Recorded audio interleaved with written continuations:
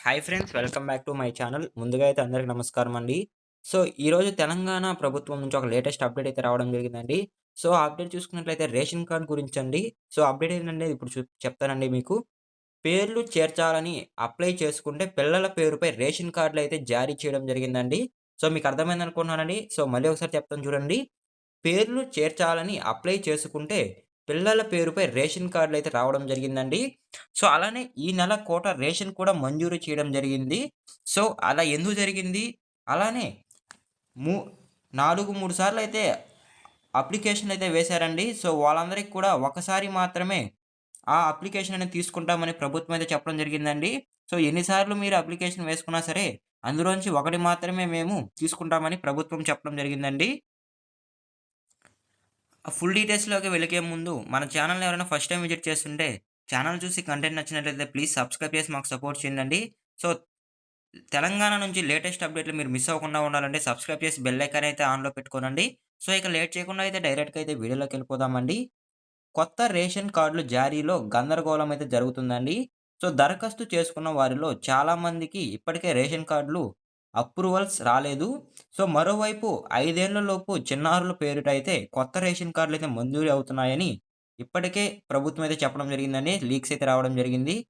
So, ఇప్పటికే ఉన్న ration కార్డ్‌లో తమ పిల్లల పేర్లను చేర్చాలని పేరెంట్స్ దరఖాస్తు చేసుకుంటే, అధికారులు తప్పుదంతో నేరుగా అయితే పిల్లల పేరుతోనే కొత్త రేషన్ కార్డులయితే అప్రూవల్ అవుతున్నాయి.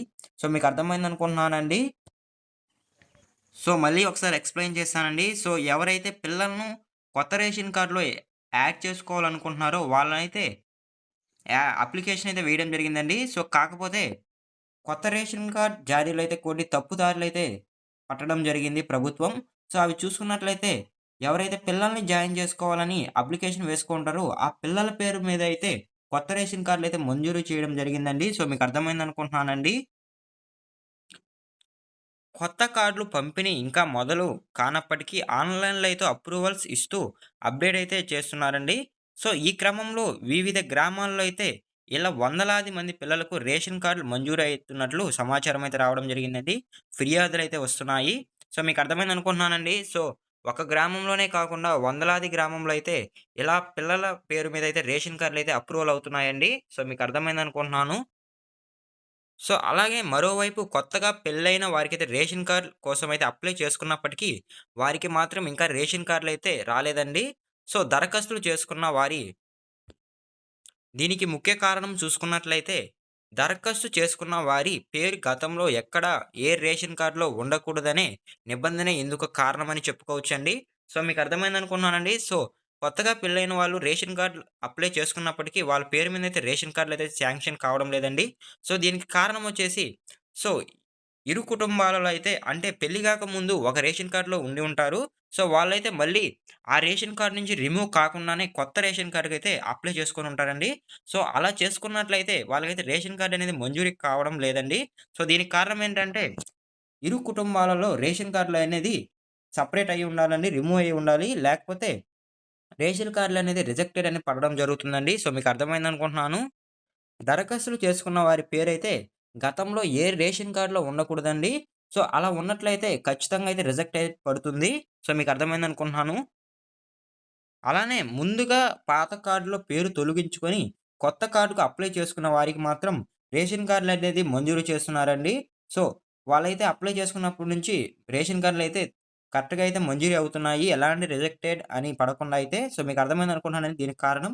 సో, వాళ్ళైతే రేషన్ కార్డ్ పాత రేషన్ కార్డ్ నుంచి తొలగిపోయి కొత్త రేషన్ కార్డ్‌కనేది అప్లై చేసుకోవడం జరిగిందండి. సో, వాళ్ళకైతే ఏమాత్రం ఇష్యూస్ రాకుండా అయితే కరెక్ట్‌గా అయితే శాంక్షన్ అయితే చేయడం జరుగుతుందండి రేషన్ కార్డులు. మీకు అర్థమైందనుకుంటున్నాను. సో, మీకు ఇంతవరకు అర్థమైందనుకుంటున్నానండి. అలానే ఇంకొకటేందంటే రేషన్ కార్డ్ లేకపోతే స్కీములకు దూరం అవుతారని ప్రభుత్వం అయితే చెప్పడం జరుగుతుందండి. సో, అర్హులైన ప్రతి ఒక్కరికైతే రేషన్ కార్డులు ఇస్తామని ప్రభుత్వం ప్రకటించింది. సో, కొన్ని రోజులుగా నిరంతరం ప్రక్రియగా అప్లికేషన్‌లు స్వీకరిస్తుందండి. రేషన్ కార్డుల అప్లికేషన్‌లయితే ప్రభుత్వం. సో, అయితే ఎప్పటికి అప్పుడు కొత్త రేషన్ కార్డులకు అప్రూవల్ ఇచ్చి వాటినైతే పంపిణీ చేయడంలో సివిల్ సప్లయర్స్ అధికారులు వెనుకబడ్డారని చెప్పడం జరుగుతుందండి. సో, ఫలితంగా అర్హత ఉన్నప్పటికీ స్కీమ్‌లులకు దూరమవుతున్నారని ప్రభుత్వం అయితే చెప్పడం జరిగిందండి. సో, ప్రజలు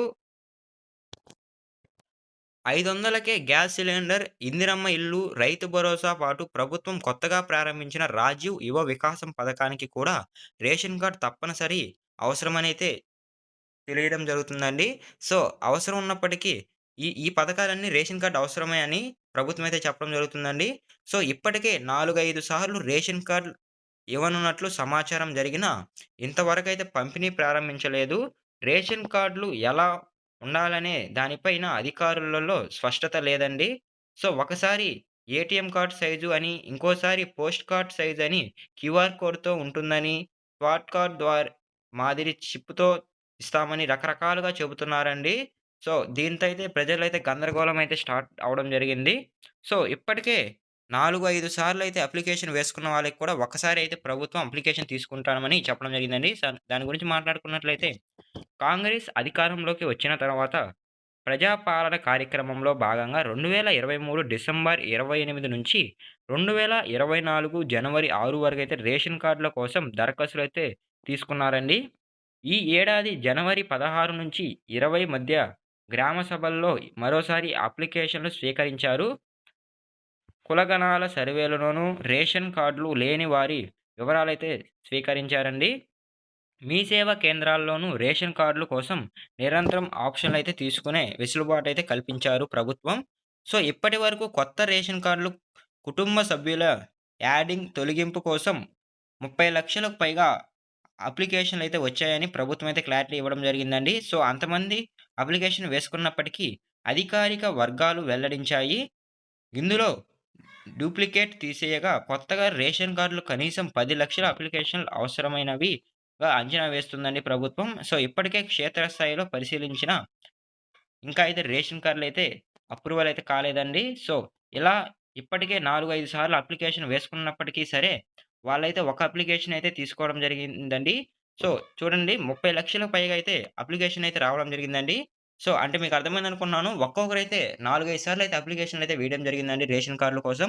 సో, వాళ్ళనైతే అర్హులుగా గుర్తించి ఫేక్ సర్టిఫికేట్‌లు, సర్టిఫికేట్‌లు ఫేక్ అని గుర్తించి 10,00,000 అప్లికేషన్‌లు మాత్రమే అర్హులుగా అంచనా వేశారండి ప్రభుత్వం.